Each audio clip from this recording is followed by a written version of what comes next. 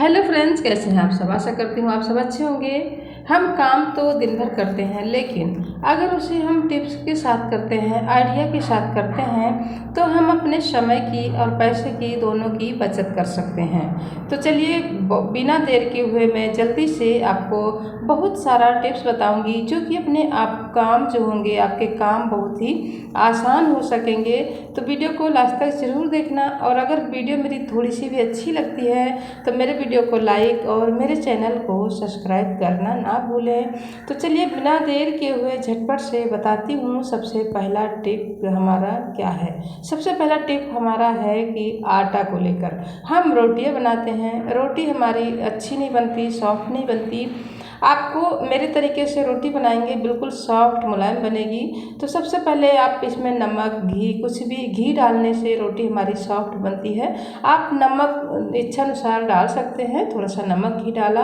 उसके बाद हमने लिया है बिल्कुल गर्म पानी। गर्म पानी को लेकर हम इसे चम्मच की हेल्प से मिलाएंगे, क्योंकि गर्म पानी है तो हाथ जल सकता है, इसलिए आपको चम्मच की हेल्प से इस तरह से मिक्स कर लेना है। मिक्स करते करते ही हमारा पानी जो है ठंडा हो जाता है और आटा हल्का सा गुनगुना रहता है। अब हम चम्मच को हटा देंगे और हाथों से इसे अच्छे से मिक्स करेंगे।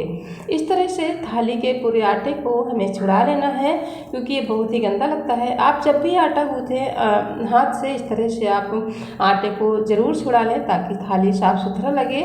और आटा हमने गूँथ कर रख दिया है, बिल्कुल सॉफ्ट आटा बनकर तैयार होता है। इसकी जो रोटी बनेगी वो बिल्कुल ही सॉफ्ट बनेगी, क्योंकि जब हम गर्म पानी से आटे को गूँथते हैं तो एक तो आपको ज़्यादा उसे गूँथने की ज़रूरत नहीं होती है, बहुत ही जल्दी गूँथ जाता है। दूसरे उसकी रोटी जो बनती है बहुत ही सॉफ्ट बनती है। तो आप मोटा आटा लेते हैं या बारीक आटा लेते हैं या मैदा लेते हैं, कोई भी आटा लेते हैं, तो आप इस तरह से अगर गूँथते हैं तो आपको जो रोटी बनेगी बिल्कुल सॉफ्ट मुलायम बनेगी, बिल्कुल मुँह में घुल जाने वाली रोटी बनकर तैयार होगी। देखिए इस तरह से हमने इसे बेल लिया है, और मैं रोटी का जो सूखा आटा होता है, जो परथन लगाती हूँ, उसको एक डिब्बे में भर कर रखती हूँ, ताकि उसे इधर उधर करने की ज़रूरत ना पड़े। डिब्बे में रहता है तो साफ़ सुथरा वो रखा रहता है, और उसे हमेशा कवर करके मतलब एयर टाइट डिब्बे में ही रखना है।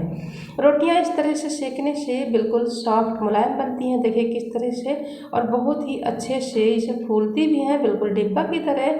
तो इस तरह से आप आटा गूँथते हैं, आपकी रोटी बिल्कुल परफेक्ट बनकर तैयार होगी।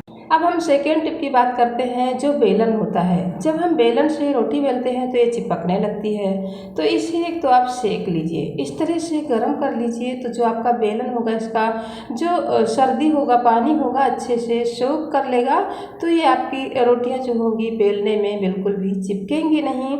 उसके बाद एक टिप और है, जैसे कि आप बेलन में हमेशा ऑयल ज़रूर लगाएं। जैसे कि हफ्ते में एक बार इसमें ऑयल ज़रूर लगाएं। ऑयल से क्या होगा, ये चिकनापन होगा बेलन, और बेलन में मजबूती रहेगी। बेलन हमारा जल्दी से टूटेगा नहीं, और हमेशा ये चिकनापन होगा, क्योंकि बेलन चिकना ही अच्छा लगता है, बिल्कुल ये दरदरा नहीं अच्छा लगता है। तो जब आप हफ्ते में एक बार इसमें ऑयल लगाते रहेंगे, शाम को लगा कर रख दीजिए, सुबह अच्छे से सोख कर लेता है, तो आपका बेलन अच्छे से चिकनापन और मजबूत से भरा होगा। इस टिप को आप ज़रूर ट्राई करना। थर्ड टिप की बात करते हैं, जैसे कि हम ब्रश को तो हमेशा यूज करते हैं। तो ब्रश क्या होता है, जब हम ज़्यादा गर्म करके यूज करते हैं तो ये जो होता है ये इसमें देखिए किस तरह से कपड़े चिपक जाते हैं, जल के चिपक जाते हैं, बिल्कुल काला पड़ जाता है।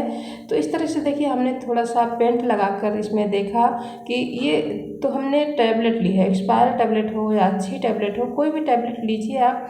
तो हमने इस तरह से इसको घिसा, तो इससे बहुत ही अच्छे से साफ तो नहीं हुआ, लेकिन थोड़ा बहुत साफ हो गया। देखिए किस तरह से मैं घिस रही हूँ इसको, जब हमने घिसा तो थोड़ा सा ही साफ हुआ। तो इसको आप किस तरह से साफ कर सकते हैं, टैबलेट को आप यूज़ कीजिए, लेकिन आप अगर कोलगेट लगाते हैं इसमें, कोलगेट से क्या होता है, बहुत ही अच्छे से देखिए हमने साफ किया तो इस तरह से क्लीन हुआ है ये। अब हम इसमें कोलगेट ट्राई करेंगे, तो कोलगेट को करके दिखाती हूँ आपको, क्योंकि उससे तो अच्छे से उतना अच्छा साफ नहीं हुआ। तो कोलगेट भी इस तरह से आपको लेना है और इसको अच्छे से इसमें लगा देना है ब्रश की हेल्प से। जो होल है छोटे छोटे उसमें नहीं लगाना है, और बाकी चारों तरफ इसे अच्छे से मिला देना है। ब्रश हमारे दांतों की सफाई करता है, जो कि कोलगेट के साथ यूज होता है, तो दांतों को भी क्लीन करता है, ये अंदर की गंदगी भी निकालता है। तो इस तरह से आप ब्रश में जब लगाते हैं तो ये अच्छे से क्लीन कर देता है।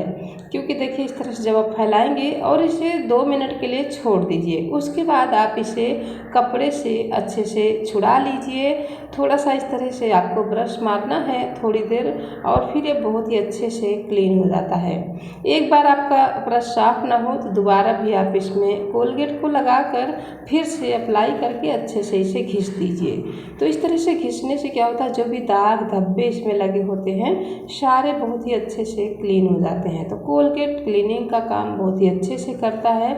तो इस तरह से आप इसे ज़रूर ट्राई करें, इसे ज़रूर इस टिप को आप आजमाएं। देखिए इस तरह से हमने एक बार पोंछा और दूसरी बार फिर लगाया, और गीला कपड़ा लिया है हमने, और ये देखिए थोड़ा सा दाग और बचा है तो इसमें फिर से मैं लगाती हूँ और फिर लगा के तीसरी बार भी इसे क्लीन करूँगी।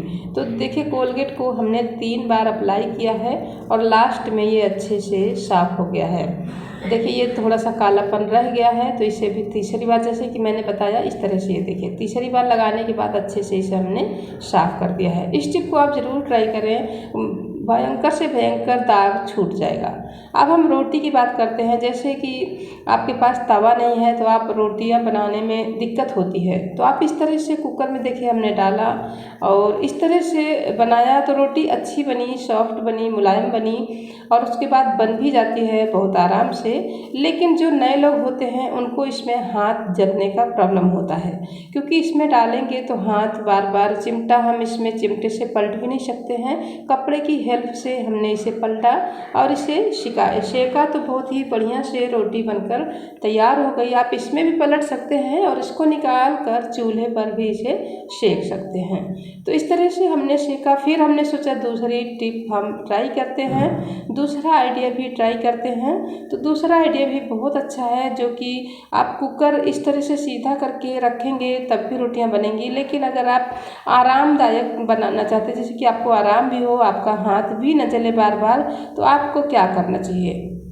रोटियां तो हमारी सिक गई हैं, लेकिन अगर आपके पास तवा नहीं है तो आप इस कुकर में ही रोटी बहुत ही अच्छे से बना सकते हैं। लेकिन तरीका थोड़ा सा अलग है। तरीका यह है कि आप कुकर को सीधा ना रख के, इस तरह से गिरने का भी डर होता है, अगर आप इस तरह से उल्टा करके रखते हैं तो आप रोटियों को बहुत ही आसानी से बना सकते हैं। आपका हाथ भी नहीं जलेगा। आपका, जैसे कि नए नए लोग होते हैं तो वो भी इतने अच्छे से रोटियां बनाकर तैयार कर सकेंगे। बस एक बार कुकर को गर्म होना है, बाकी आप कितनी भी रोटियां बना लें बहुत ही आसानी से बन जाती हैं। तो आप कुकर में भी सेक सकते हैं और इस तरह से उठा कर भी आप रोटियों को बना सकते हैं। तो जिस तरह से आपको आसानी लगती है उस तरह से आप रोटियां बनाकर तैयार कीजिए। आप कुकर में इस तरह से रोटी बनाएंगे, ना हाथ चलेगा ना ही कोई प्रॉब्लम होगी। तो इस तरह से इस टिप को आप ज़रूर फॉलो करें। जैसे कि हमने बोला बहुत ही यूज़फुल है, इसे आप ज़रूर आजमाएं। तो मेरी कौन सी टिप आपको ज़्यादा अच्छी लगी मुझे कमेंट करके ज़रूर बताएं। और कुक विद मंजू में बस आज के लिए इतना ही। आप मिलूंगी नेक्स्ट वीडियो में, तब तक के लिए स्वस्थ रहें, मस्त रहें, अपना ख्याल रखें। वीडियो देखने के लिए आपका बहुत बहुत धन्यवाद।